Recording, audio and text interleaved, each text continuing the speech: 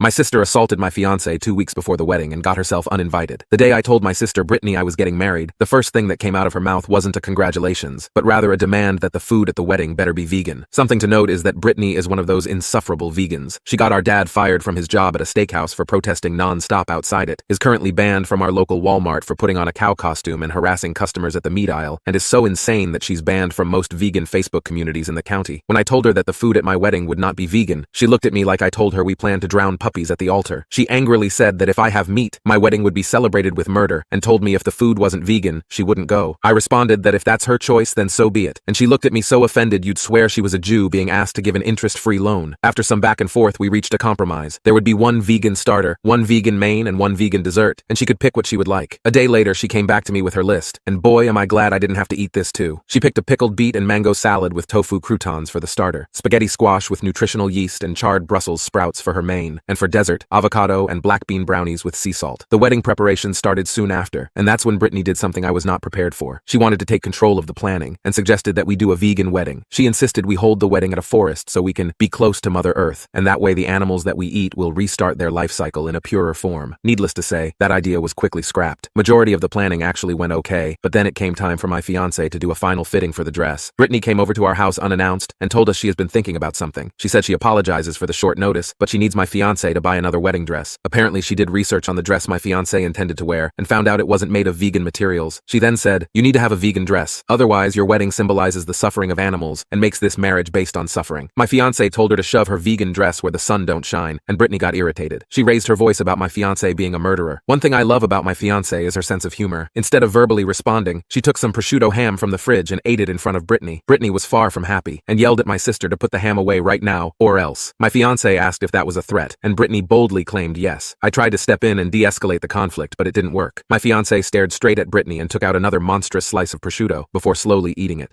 This is tasty. Want to try it?" she asked. Well, that's when Brittany exploded. She lunged for my fiance's hair and grabbed it, and my fiance grabbed her hair back. My fiance then slapped Brittany hard, and Brittany grabbed a glass off the counter. At that moment, I stepped in with the intent of separating them, but given that Brittany was already mid-swing of the glass, it connected with my temple and smashed. Red started pouring everywhere, and my fiance instantly rushed to me. She screamed at Brittany to get out, and that if she tries to show up at our wedding, security will escort her out. I ended up being okay other than my eye being bruised for the wedding, and as far as Brittany, she did actually try to show up. Not to attend the wedding though, but rather to protest the meat consumption happening. She was escorted out anyway.